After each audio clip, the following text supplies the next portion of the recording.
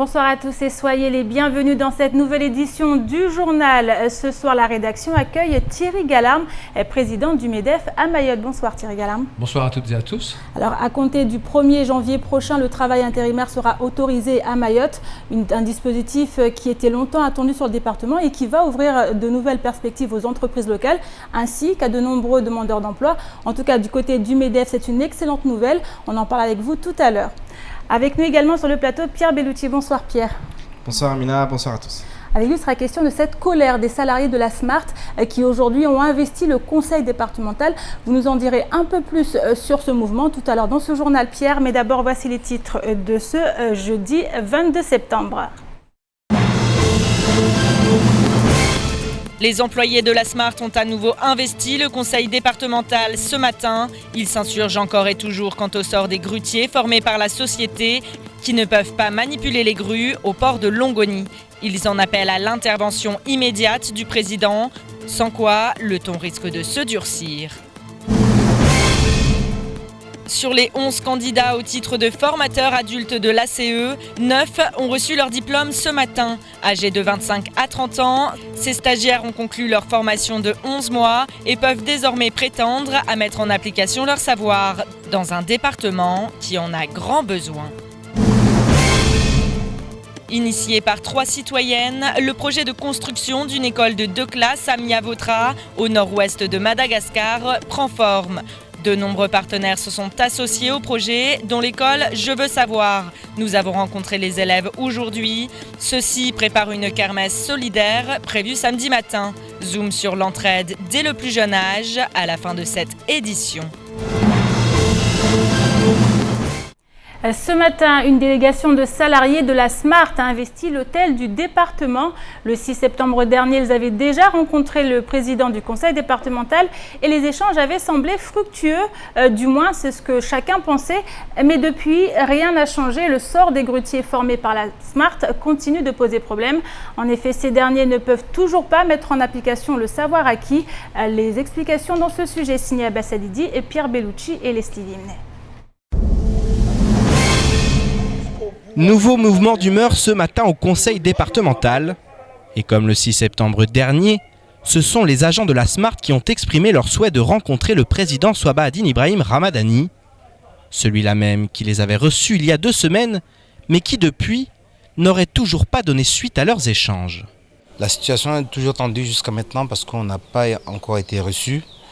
Et nous sommes venus ici pour les mêmes causes que tous les autres fois où nous sommes représentés au conseil départemental.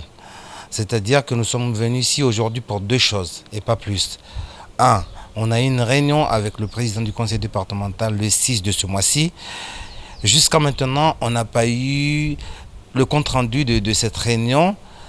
Ça, c'est la première des choses. La deuxième des choses, on a fait une formation avec nos personnels à La Réunion et à Maurice concernant la conduite des RTG et des grues. Jusqu'à maintenant, Mme Idanel refuse que les agents de la Smart finissent leur formation pour qu'ils puissent avoir les cassettes qui leur permettra de conduire les grues. La situation n'a pas évolué, tout comme la position d'Idanel qui possède désormais ses propres grutiers. Même si du côté de la Smart, les agents dénoncent les pratiques illégales du délégataire en matière de manipulation des grues. Le personnel de Mme Nel n'a pas de cassette pour pouvoir conduire ces grues et ils le conduisent. Après, c'est tout à fait normal qu'une personne qui n'est pas qualifiée à conduire des machines et qui les conduit, qu'un accident arrive, c'est beaucoup plus probable qu'autre chose. Donc maintenant, c'est des choses qui peuvent arriver. Et si les accidents ont eu lieu, il faudrait qu'on les sache. Cette fois, les agents de la Smart l'ont certifié. Tant qu'ils n'auront pas obtenu l'assurance de pouvoir manipuler les grues, ils resteront dans l'enceinte du conseil départemental. Nous, on est là, on y reste. Maintenant, quoi qu'il en soit, c'est à nos élus, c'est au président de pouvoir nous sortir de cette crise, de pouvoir nous donner les réponses qu'il doit nous donner, de façon à ce que Mayotte tout entier soit enfin tranquille.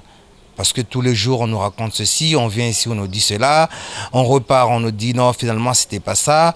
Le président a signé un décret pour que cette personne puisse descendre ses grues. Donc, en fin de compte, je ne sais pas si on nous ment, je ne sais pas s'il y a une vérité dans cette histoire, mais la réalité, ça serait que le président vient à nous expliquer pour que tout Mayotte et que tout le personnel du port, que ça soit du côté de la SMART ou côté de la MCG, sache la vérité. Les semaines passent, mais rien ne semble évoluer dans le bon sens au port de Longoni. Les conflits existants s'enlisent, tandis que de nouveaux ne cessent de s'ajouter.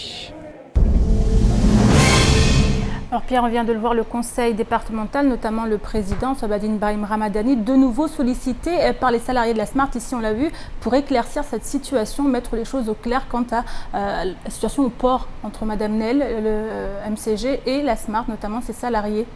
Oui, ça continue au port de Longoni, comme on disait, les conflits qui sont déjà existants s'enlisent. On ne trouve pas de solution, et puis il y en a d'autres qui s'ajoutent. On sait qu'en ce moment c'est très tendu entre le syndicat des transitaires et Idanel et la société MCG, notamment à cause de l'outillage public, de la nouvelle tarification de l'outillage public qui a été validée par le président du conseil départemental. Le 6 septembre dernier, il a reçu les agents de la SMART, et il leur a fait pas mal de promesses, notamment en ce qui concerne ces grutiers et la formation de ces grutiers. On rappelle, à l'époque de la formation de ces grutiers, il y avait eu des mouvements d'humeur au port de Longoni, des blocages.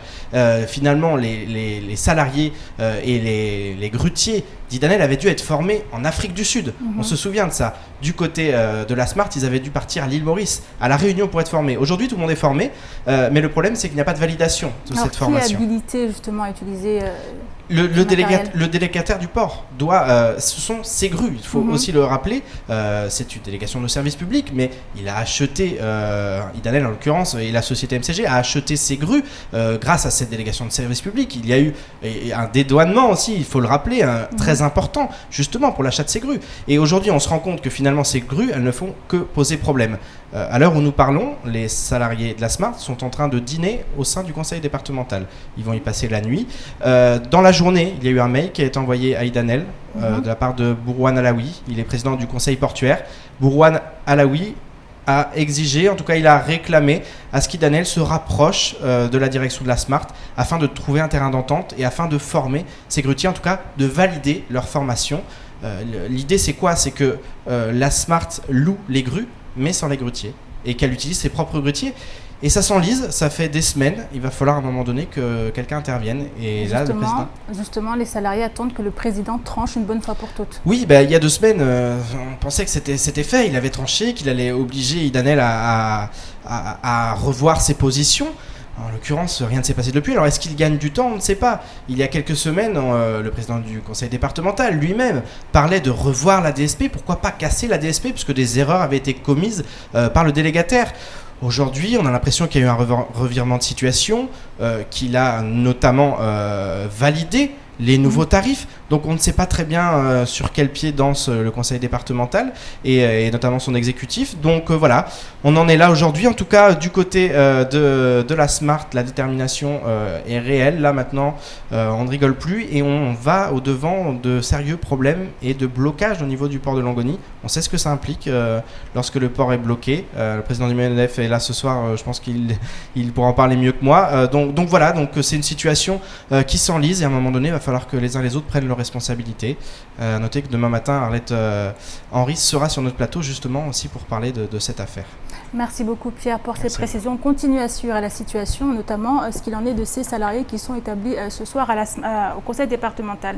Et ce matin, le groupe Coésie a accueilli Patrice Gélinet, membre du Conseil supérieur de l'audiovisuel en charge des territoires outre-mer. Une visite de courtoisie visant à prendre le pouls des télévisions et radios locales. En effet, si le CSA est connu pour son rôle de gendarme de l'audiovisuel, ses membres qui connaissent très bien ce métier ne sont pas avares quand il s'agit de soutenir les professionnels. Un sujet signé Abbas Alidi et Pierre Bellucci et Lesti Vimné. Ce matin, le groupe Coésie a reçu la visite des membres du Conseil supérieur de l'audiovisuel et de leurs représentants au niveau local. Patrice Gélinet, ancien journaliste à France Inter et désormais en charge de l'outre-mer au CSA, nous livre ses premières impressions sur les médias mahorais. Mon premier sentiment, c'est celui que j'éprouve d'ailleurs dès que je vais outre-mer, c'est évidemment l'importance que peut avoir pour la population du département, mais c'est vrai aussi à La Réunion, c'est vrai aux Antilles, c'est vrai en Guyane, en Polynésie, en Nouvelle-Calédonie, l'importance du rôle que joue la radio et la télévision, et particulièrement à Mayotte, compte tenu des difficultés qui peuvent exister dans l'île, le rôle de lien social que joue la radio et la télévision, l'importance qu'elles peuvent avoir aussi pour l'apprentissage ou l'entretien de la langue française, donc c'est considérable. Et c'est la raison pour laquelle je tiens encore une fois à voir la réalité sur place et non pas très loin de Mayotte. Patrice Gélinet est accompagné des membres du comité territorial de l'audiovisuel de La Réunion et de Mayotte, le CTA, qui a pour mission de surveiller à ce que les conventions signées par les télévisions et les radios locales soient respectées. Une mission de relais vis-à-vis de l'institution nationale, comme nous l'explique Zainaba Mohamed. On est amené à faire de l'écoute des radios, que ça soit dans les voitures, que ça soit à la maison, via Internet. On fait aussi, on regarde aussi les télévisions. Et donc, en gros, comme je disais, on travaille par l'intermédiaire avec La Réunion. Quand il y a quelque chose qui ne va pas, on est amené, dans un premier temps, à avertir en fait la radio, la télévision. Et puis, dans un deuxième temps, on est amené aussi à informer La Réunion pour leur dire ce qui a été fait par certaines radios. Et ensemble, on se réunit par des petites réunions par mois pour pouvoir trouver des régulations, des conseils. Mayotte est une bonne élève, donc actuellement je dirais que tout va bien. En effet, le CSA n'intervient que très rarement à Mayotte. Il faut dire que le gendarme de l'audiovisuel n'est pas là uniquement pour sévir et joue également un rôle de soutien aux différents médias. À ce titre, il y a quelques semaines, lors du cambriolage des locaux de Kouézi, l'institution avait apporté son soutien au groupe. Je sais qu'effectivement, le CTA s'est déplacé, très ému par ce qui s'était produit, parce que je sais que ça a été très préjudiciable pour vous, mais je sais aussi que on a fait preuve ici dans le département de beaucoup de solidarité, ce qui vous a permis de vous rétablir assez vite, et c'est important pour une télévision aussi importante que la vôtre. Après cette visite, les membres du CSA ont repris leur chemin, afin de rendre visite à tous nos confrères mahorais. L'organisme de formation Apprendre et Construire Ensemble a organisé une remise de diplômes ce matin. La CE, qui enregistre plus de 90% de réussite, forme des dizaines de personnes chaque année. Sur les 11 candidats postulant au titre de formateur d'adultes, 9 ont justement obtenu leur sésame aujourd'hui. Âgés de 25 à 30 ans, ces stagiaires ont conclu leur formation de 11 mois et peuvent désormais prétendre à mettre en œuvre leur savoir. Un sujet signé Asmani Darwesh et Pierre Bellucci.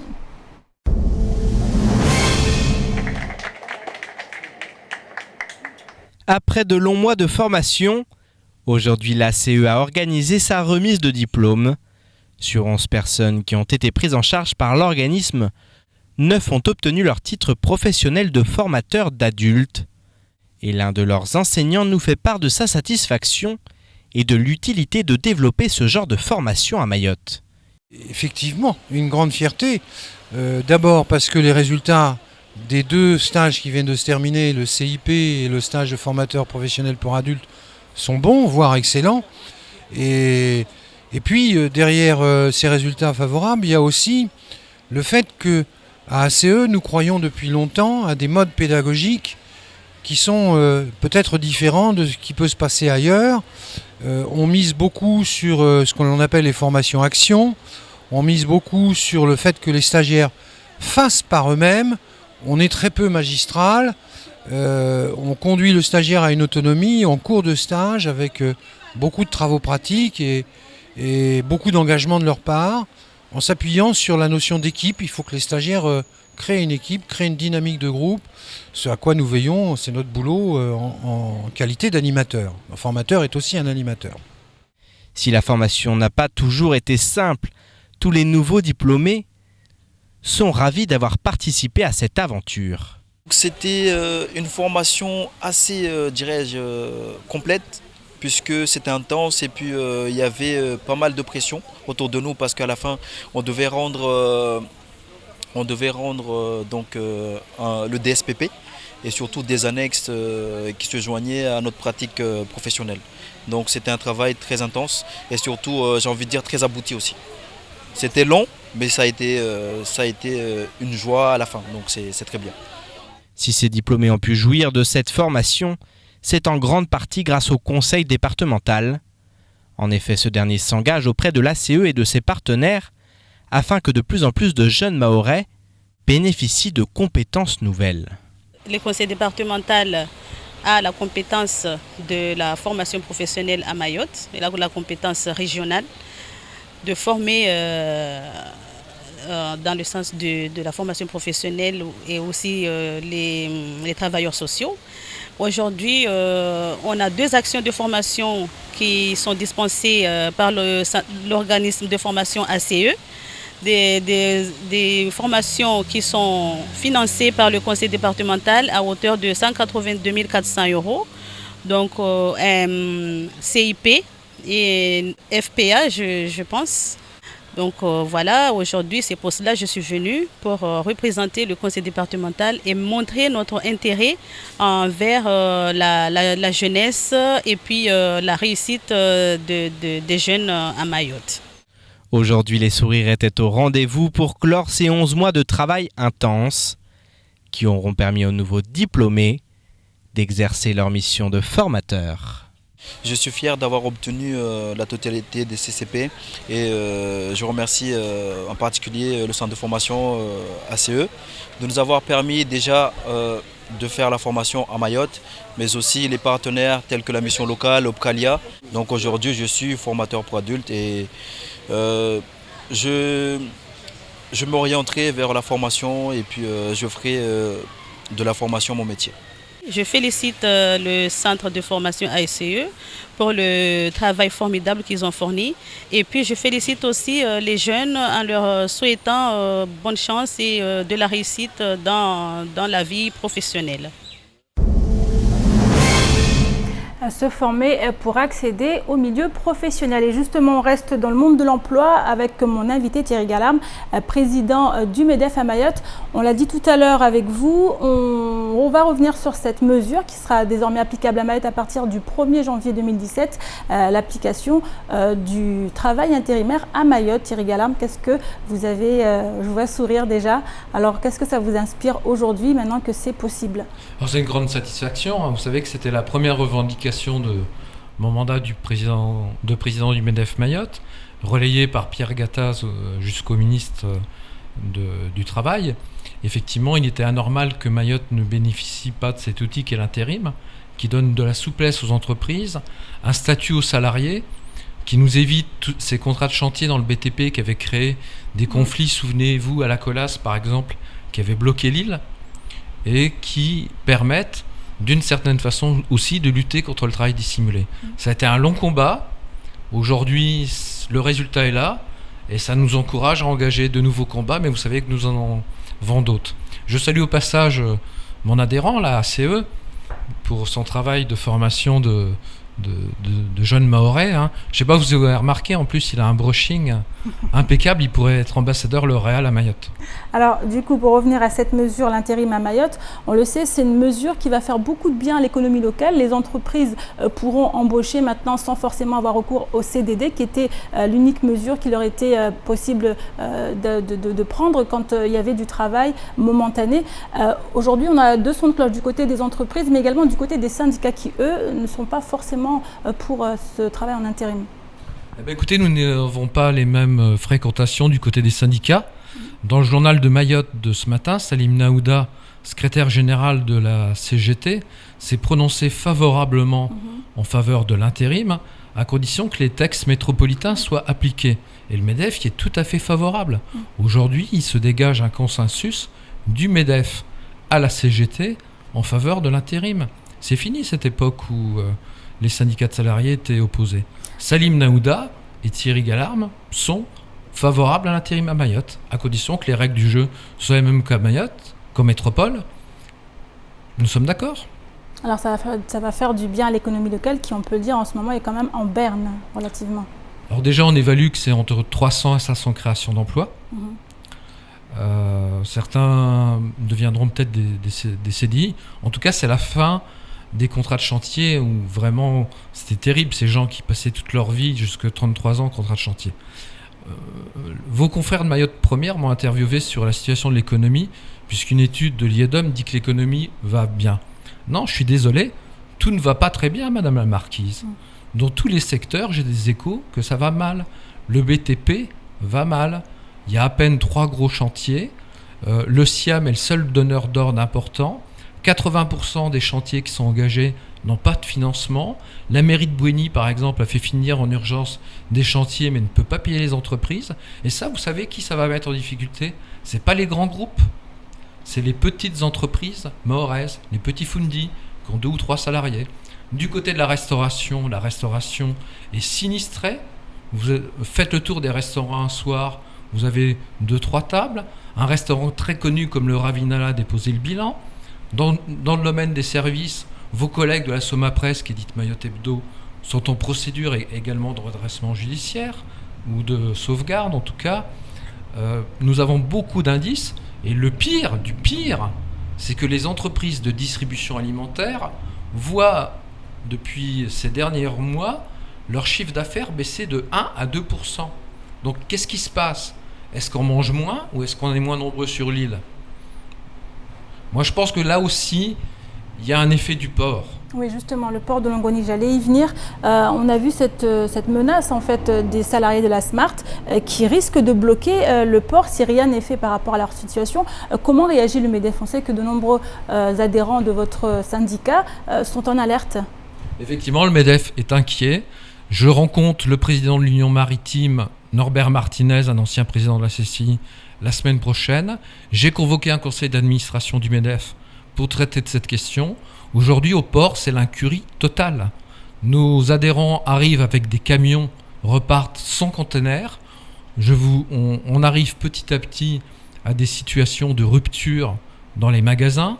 Je crains un effet de hausse des prix et d'effet de cherté de la vie, surtout qu'on me parle d'un projet d'arrêté du côté de la mairie de Mamoudzou qui limiterait les horaires où les camions ont le droit de circuler. Donc les choses étaient claires au début. Channel Gateway gérait le port et la Smart gérait la manutention. Moi je suis pour ce statu quo, je suis solidaire des positions de la Smart.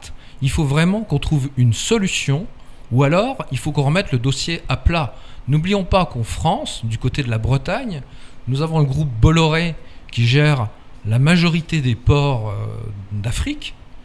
S'il faut faire appel à d'autres compétences, et je dirais même des compétences françaises, celles du groupe Bolloré, il serait peut-être temps de se poser les vraies questions et se demander, je suis désolé de le dire, à quoi pensent nos élus, quelles ont été leurs réelles motivations dans leur choix. Merci beaucoup Thierry Gallam pour votre intervention et on continue maintenant avec l'actualité en bref. Agression du fils du nouveau commissaire de police, le bilan du forum de l'UCCOI qui s'est tenu à l'île Maurice ou encore la grève à la Poste. C'est dans l'actualité de ce jeudi 22 septembre. Les précisions dans l'actualité en bref. Depuis le Ramadan, les faits de délinquance et de violence semblent avoir diminué. Du moins si l'on en croit les communiqués envoyés par les différents services de police et de gendarmerie. Après le sentiment d'insécurité, l'insécurité, les services de l'État cherchent à réinstaurer un sentiment de sécurité. Or, cambriolages, agressions et autres violences sévissent toujours quotidiennement aux 4 coins de l'île. Personne n'est épargné et la vigilance doit rester de mise. Preuve s'il en est, le fils du nouveau commissaire de la police nationale vient d'être agressé. Comme bien souvent, ces agresseurs ont dérobé son téléphone portable. Ces derniers jours et avec la vague de nouveaux arrivants, les témoignages d'agressions se multiplient et sont souvent liés au manque de méfiance. Car sans tomber dans la psychose, il convient de rester vigilant. Un nouveau conflit social se dessine, mais dans le secteur privé cette fois. Les agents de la Poste à Mayotte ont ainsi déposé le préavis suivant. Monsieur le directeur, Focom, Sud PTT, CGTMA et UNSA déposent un préavis de grève illimité à compter de mardi 27 septembre 2016. Ce préavis couvre l'ensemble des personnels de la Poste de Mayotte. Conditions de travail, recrutement, reprise de l'ancienneté générale de service, prime de vie chère, respect de l'accord du 6 juin 2006, parrainage familial, ticket restaurant, prise en compte de tous les enfants des postiers pour le supplément familial, hébergement des enfants partis en études. La liste des revendications est interminable et correspond en réalité à l'application généralisée de la Convention unifiée de la Poste française et notamment outre-mer. Le droit commun est donc exigé au sein de cette entreprise privée, tandis qu'une réunion doit se tenir demain avec la direction. Cette année, le forum de l'Union des chambres de commerce et d'industrie de l'océan Indien était consacré à l'économie numérique. Plus de 300 acteurs publics et privés des îles de la zone ont ainsi échangé sur les moyens pratiques à mettre en place pour assurer la transition numérique dans la région. L'usage des services et technologies de l'information et de la communication comme support au développement de secteurs stratégiques tels que le tourisme, la santé, le commerce, la finance ou encore la formation a été particulièrement abordé. À ce titre, 7 opérateurs télécoms ont signé un protocole d'accord pour l'installation d'un nouveau câble sous-marin à très haut débit reliant plusieurs îles de la zone au continent africain à l'horizon 2018. De quoi rêver d'une connexion fibre à Mayotte? Réponse dans les prochains mois. Alors Pierre, vous nous avez rejoint, on va parler de cette arme qui a été dérobée, qu'en est-il? Oui, alors on parlait justement de la délinquance qui est toujours présente à Mayotte. Et effectivement, il y a eu, donc nous avons une information, un gendarme, enquêteur à la section de recherche, avait possédé son arme, avait son arme de service avec lui. Il s'est endormi, il voulait être prêt à tout moment et il l'avait au pied de son lit et des malfrats l'ont dérobé. Donc voilà, il y avait le chargeur avec, donc c'est une arme qui aujourd'hui est dans la nature avec les malfrats. Tout ça pour dire que Mayotte, la délinquance est toujours présente et qu'il faut toujours rester aussi vigilant et surtout tenter de la combattre. Et ça, c'est le travail des services de l'État. On va suivre ce qu'il en est, si l'arme a été retrouvée notamment. On va notamment. suivre, effectivement. Merci beaucoup Pierre. Et enfin, ce coup de projecteur sur ce projet solidaire auquel s'est associée l'école Je veux savoir. Le projet consiste à construire une école de 2 classes à Miavotra, au nord-ouest de Madagascar. À l'origine de cette belle initiative, 3 femmes qui ont su mobiliser d'autres partenaires tels que l'école Les Frimous ou encore les entreprises ETPC ou Provitech. Samedi matin, c'est-à-dire après-demain, une kermesse sera organisée à la MJC de Mtsapere par l'école Je veux savoir en faveur de ce projet de construction d'école sur le thème Moi pour toi. Une tombola est même prévue avec 2 500 € de prix. Les précisions dans ce reportage signé Adèle Laurent. La première pierre a été posée le 27 août. L'école de Miavotra prend forme et ce, grâce aux actions des différents partenaires. Parmi eux, l'école Je veux savoir, qui participe notamment aux fournitures scolaires. La directrice nous explique pourquoi s'impliquer pour les enfants de Madagascar. C'est vrai que les gens nous ont souvent dit pourquoi une école à Madagascar alors qu'ici, effectivement, il y a des tas de choses à faire. Alors c'est vrai qu'ici, on a déjà des écoles. Effectivement, c'est pas parfait, mais vraiment là-bas, ils ont rien moins que nous. Il faut savoir que les enfants de Madagascar ne sont jamais allés à l'école. Ils sont dans un village éloigné où il n'y a vraiment rien. Donc ils vont déjà apprendre à être écoliers. Donc je trouve que ça c'est super de pouvoir participer à ce projet. Et puis à nos enfants, à nous, vraiment de les sensibiliser sur le fait que encore dans le monde, pas tous les enfants ont le droit d'aller à l'école ou ne peuvent aller à l'école. Et je pense que ça c'est vraiment important pour eux. Sensibiliser à l'ouverture à l'autre. Et dans le cadre de ce projet, les élèves des écoles Les Frimous et Je veux savoir entretiendront un lien pédagogique avec les élèves de l'école malgache. Ça va leur permettre en fait de communiquer, de pouvoir échanger au niveau des différences entre notre école et la leur, sachant que eux n'ont jamais eu d'école. Donc ça va leur permettre d'avoir une vision autre de l'école que celle qu'ils ont à Madagascar. L'importance de la solidarité à travers ce projet est primordiale. Il est très important de sensibiliser les enfants et les parents sur l'entraide. S'intéresser à son prochain dès le plus jeune âge et les enfants se sont mobilisés à leur échelle. En effet, ils participent notamment en costumisant des sacs qu'ils enverront ensuite aux élèves de Madagascar, remplis d'un kit pédagogique. Contenant le matériel scolaire nécessaire pour apprendre, tout un chacun a la possibilité de faire un don lors de la kermesse solidaire organisée ce samedi pour permettre à un élève de Madagascar d'acquérir ce kit. Nous avons laissé la parole aux enfants qui nous parlent de leur implication dans ce projet de solidarité. Je fais un dessin pour la kermesse parce qu'ils n'ont pas d'école. Et aussi, il faut qu'ils aient des écoles parce que sinon ils vont jamais apprendre. C'est important qu'ils aient une école avec un beau paysage et des cœurs. Je fais ça comme dessin parce que que pour Madagascar aussi, parce que c'est important. On va construire une école, parce que sinon quand ils seront grands, ils n'auront pas de métier. Là-bas, ils n'ont pas d'école et ils ne seront rien s'ils ne vont pas à l'école. C'est important d'aller à l'école ? Oui, on peut apprendre plein de choses. C'est bien d'aider. Il y a plein d'amis pour jouer et pour s'amuser. C'est parce que on peut retrouver tous ses copains. C'est juste pour que aider son camarade. Ils vont être contents, c'est pas que mon dessin, les classes vont être avec un arc-en-ciel. Sensibilisée à l'importance de l'entraide, cette kermesse solidaire ouverte à tous sera organisée ce samedi de 9h à midi à la MJC de Mtsapéré. Quant à l'école de Madagascar, elle devrait ouvrir ses portes mi-octobre. Et c'est la fin de cette édition. Merci à vous de l'avoir suivi. L'édition à retrouver sur OMAM5, également disponible en replay sur notre site l'infopoésie.fr, sur YouTube et sur notre page Facebook. Demain matin, dès 6h, retrouvez toute l'équipe de la matinale. Arlette Henry sera l'invitée du temps de parole. Pour ma part, je vous donne rendez-vous demain soir pour une nouvelle édition de votre JTM. Excellente soirée à vous sur KTV.